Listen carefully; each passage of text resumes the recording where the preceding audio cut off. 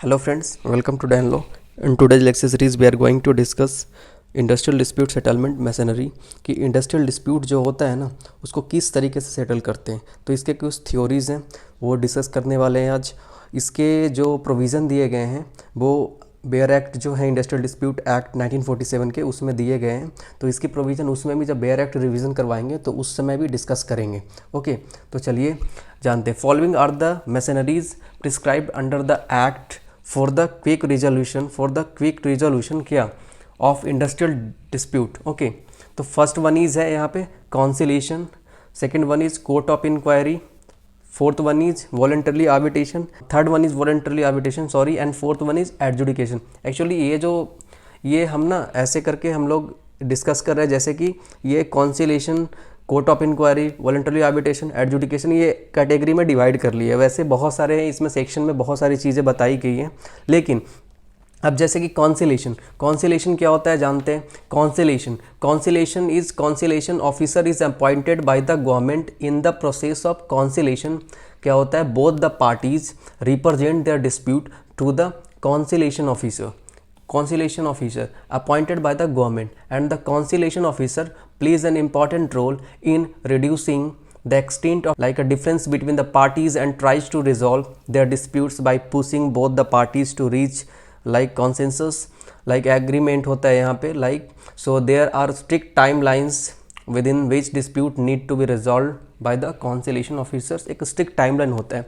अब मैं आपको बता दूं कि यहाँ पे ये स्टार्ट करने से पहले कि जितने भी चीज़ें हैं ना ये कॉन्सिलेशन वगैरह, तो कॉन्सिलेशन ऑफिसर कौन होता है सबसे पहले, क्योंकि इसके प्रोविज़न दिए गए हैं। अब जैसे कि आप सेक्शन जब पढ़ोगे, सेक्शन 4 पढ़ोगे आप, सेक्शन 4 जब इंडस्ट्रियल डिस्प्यूट एक्ट का पढ़ोगे ना, क्योंकि मैं सेक्शन भी डिस्कस करूंगा नेक्स्ट जब लेक्चर लूंगा उसमें सेक्शन भी डिस्कस करूंगा, सारे सेक्शन जो इंडस्ट्रियल डिस्प्यूट एक्ट के हैं ना वो भी डिस्कस करूंगा।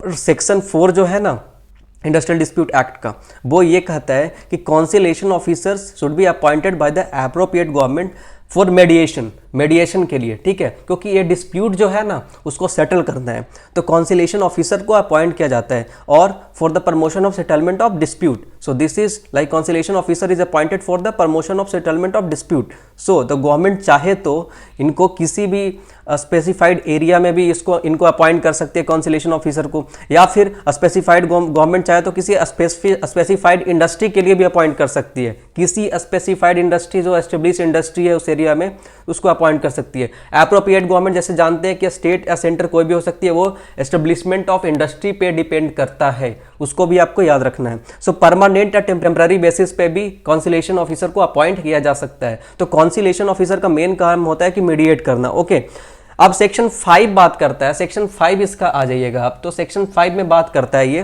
क्या बात करता है, बोर्ड ऑफ कॉन्सिलेशन का। सो बोर्ड ऑफ कॉन्सिलेशन इसमें क्या होता है कि एप्रोप्रिएट गवर्नमेंट जो होती है ना, चाहे तो स्टेट या सेंटर हो सकता है, तो एप्रोप्रिएट गवर्नमेंट जो बोर्ड ऑफ जो कॉन्सिलेशन बनाती है वहाँ पे कॉन्सिलेशन ऑफिसर का मेन पर्पस होता है only to promote and settle the industrial dispute.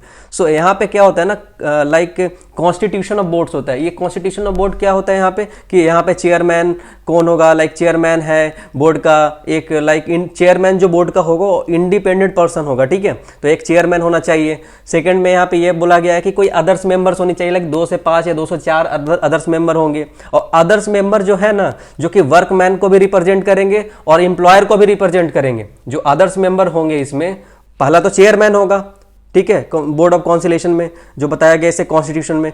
दूसरा होगा कि अदर्स मेंबर क्या होंगे, उनमें से जो होंगे जो कि वर्कमैन को भी रिप्रेजेंट करेंगे आधा, और मतलब एम्प्लॉयर को भी रिप्रेजेंट करेंगे। तो ये सेक्शन 4 और सेक्शन 5 में इसकी प्रोविजन दी गई है कॉन्सिलेशन का। सो ये कॉन्सिलेशन के थ्रू इसको मेडिएट किया जाएगा और सेटलमेंट डिस्प्यूट को सेटल किया जाएगा। वही चीज़ यहाँ लिखा गया है, if an agreement is reached called the memorandum of settlement. अब मेमोरेंडम ऑफ सेटलमेंट क्या होता है, मेमोरेंडम ऑफ सेटलमेंट एग्रीमेंट होता है जो कि साइन किया जाता है। जिस दिन से साइन होता है ना उस दिन से, उसमें कोई स्पेसिफिक डेट नहीं होता, पर जिस दिन से साइन होता है उसी दिन से वो लागू हो जाता है। अब इसके बारे में मैं अलग लेक्चर बनाऊंगा जो मेमोरेंडम ऑफ सेटलमेंट क्या होता है। So it remains binding for such period as is agreed upon by the parties, and if no such period is agreed upon for a period of 6 months from the date on which the memorandum of settlement is signed by the parties to the dispute, so and continues to binding on the parties। okay, दोनों party sign करते तो दोनों पे binding होता है। And after the expiry of the period aforesaid, so until the expiry of the 2 months from the date on which the notice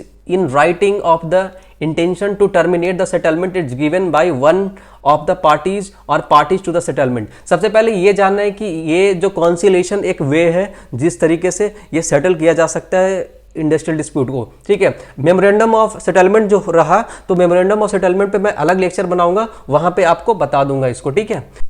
सो ये जो court of inquiry जो है ना, कोर्ट ऑफ इंक्वायरी को आपको ऐसे समझना है जैसे कि सेक्शन 6 में बताया गया है। अब सेक्शन 6 में क्या बताया गया है? सेक्शन 6 ये कहता है कि एप्रोप्रिएट गवर्नमेंट जब कभी भी चाहे तो अकेले सोल इसका पर्पस यही है कि जो कोई भी मैटर इंडस्ट्रियल डिस्प्यूट से रिलेटेड है, मतलब जो कोई भी मैटर इंडस्ट्रियल डिस्प्यूट से यानी कि रिलेटेड है, उसमें चेक इन करे और उसको देखे, मीन्स उसको चेक करे, उसको देखे कि वो उस मैटर है या नहीं, क्या चीज से रिलेटेड है, तो उसको देखे। तो ये कोर्ट ऑफ इंक्वायरी कहता है कि मतलब जो फैक्टम ऑफ डिस्प्यूट है उसको देखे, ठीक है।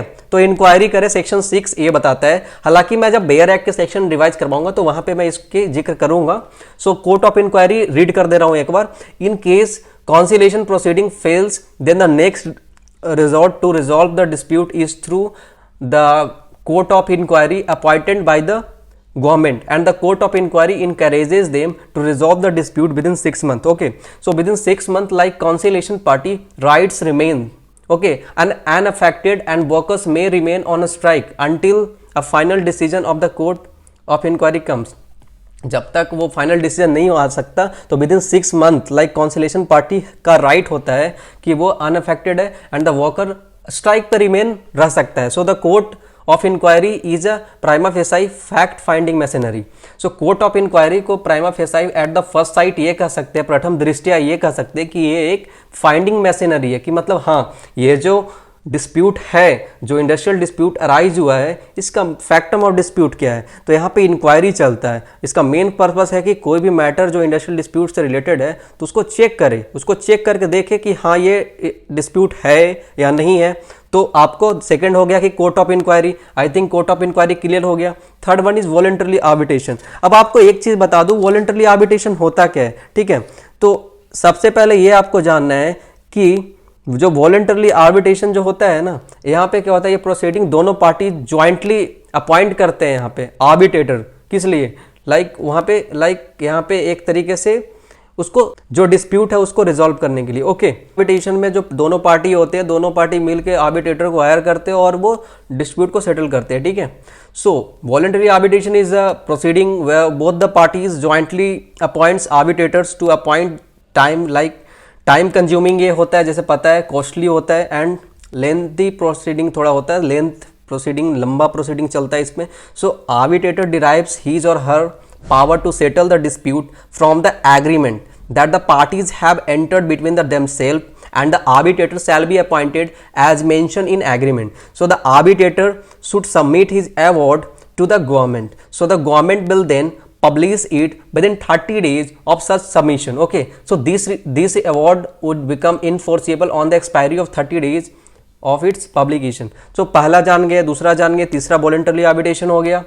अब आते हैं एडजुडिकेशन। सो एडजुडिकेशन में क्या है कि एडजुडिकेशन में होता है कि यहाँ पे लेबर कोर्ट होता है, ट्रिब्यूनल्स होता है, ओके, कि इसको सही करे, ताकि हर चीज़ तो हो गई, पर यहाँ पे लेबर कोर्ट क्या करता है कि सेटल करता है, सेटलमेंट के लिए होता है, एडजुडिकेशन के लिए होता है। लेबर कोर्ट का जब भी ऑर्डर आएगा तो उसको मानना पड़ेगा, you're bound. Okay, so function like यहाँ पे नॉर्मल कोर्ट की तरह यहाँ पे लेबर कोर्ट का फंक्शन होता है कि 1 पर्सन होता है वहाँ पे, अब प्रिसाइडिंग ऑफिसर अपॉइंट करती है यहाँ पे एप्रोप्रिएट गवर्नमेंट इसको, और प्रिसाइडिंग ऑफिसर जिसको अपॉइंट किया जाता है ना यहाँ पे लेबर कोर्ट में, वो होता है वो जज रह चुका हो हाई कोर्ट का, या जज हो हाई कोर्ट का प्रेजेंट, या फिर कोई 3 साल का डिस्ट्रिक्ट जज का उसका हो सकता है या क्वालिफिकेशन, या फिर 7 ईयर्स तक का जुडिशियल ऑफिसर का पोस्ट होल्ड किया हो, या फिर लेबर कोर्ट में एटलीस्ट 5 ईयर तक काम किया हो, या फिर डिप्टी लेवल 3 इयर्स का कॉन्सिलेशन ऑफिसर वगैरह ग्रेड 3 का, वो सारे इसकी मतलब क्वालिफिकेशन है कि लेबर कोर्ट में कौन प्रिसाइडिंग ऑफिसर जो रहेगा इसका, जो एप्रोप्रिएट गवर्नमेंट इसको मतलब नियुक्ति करेगी इसकी। In case all the machinery fails to reach any conclusion then the last resort to resolve dispute is through adjudication. So the ultimate remedy for the settlement of an industrial dispute is its reference to adjudication by labor court or tribunals. When conciliation machinery fails to bring about the settlement, adjudication consists settling disputes through intervention by the third party appointed by the government. So the law provides the adjudication to be conducted by the labor court, industrial tribunal of the national tribunal. अब यहाँ पे क्या है कि देखिए सारी proceeding तो हो गई, हर प्रोसीडिंग को देख लिया आपने, लाइक ऑथोरिटीज जो अंडर दिस एक्ट है, like working committee, conciliation officer, board of conciliation, court of inquiry, ये सारे ऑथोरिटीज एक्ट के अंदर आते हैं। ध्यान से सुनिएगा, ऑथोरिटीज एक्ट के अंदर आते हैं। ऑथोरिटीज एक्ट पहले सेटल करता है, उसमें वर्क कमेटी होता है, कॉन्सिलेशन ऑफिसर होता है, बोर्ड ऑफ कॉन्सिलेशन होते हैं, कोर्ट ऑफ इंक्वायरी होते हैं। ऑथोरिटीज अंडर दिस एक्ट में जो है वर्कमैन कमेटी हो, कॉन्सिलेशन ऑफिसर हो, बोर्ड ऑफ कॉन्सिलेशन हो या फिर कोर्ट ऑफ इंक्वायरी हो, ये सारे ऑथोरिटीज एक्ट के अंदर आएंगे। फिर दूसरा प्रोसेस इसका है एडजुडिकेशन। एडजुडिकेशन के बारे में इसका, क्योंकि वो पहले वाला जो पढ़े ना वो सारे ऑथोरिटीज एक्ट के अंदर आते हैं कि ये कमेटी के थ्रू इसको सेटल किया जाए। फिर आर्बिट्रेटर वाला जो बताया मैंने, फिर उसके बाद आ जाएगा एडजुडिकेशन जो अभी हम पढ़ रहे हैं। एडजुडिकेशन जो होता है ना, ये एक ऐसा प्रोसेस है कि जब सब खत्म हो जाता है उसके बाद ये प्रोसेस आता है एडजुडिकेशन, जिसमें लेबर कोर्ट्स की जरूरत पड़ती है, ट्रिब्यूनल्स की जरूरत पड़ती है, नेशनल ट्रिब्यूनल्स की जरूरत पड़ती है। समझ गए?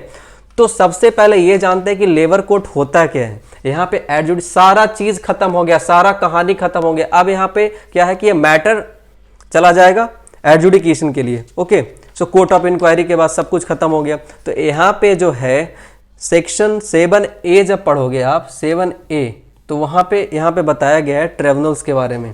ओके, 7A में ट्रिब्यूनल्स के बारे में बताया गया है। सेक्शन 7 में लेबर कोर्ट के बारे में बताया गया है। लेबर कोर्ट क्या करता है? लेबर कोर्ट सेटल के लिए है, एडजुडिकेशन के लिए है। लेबर कोर्ट में ऑर्डर आएगा और वहाँ पे क्या होगा? वहाँ पे जो लेबर कोर्ट का जो ऑर्डर आता है उस ऑर्डर को मानना पड़ता है। आई थिंक ये सारे खत्म हो गए, conciliation, court of inquiry, voluntary arbitration, adjudication.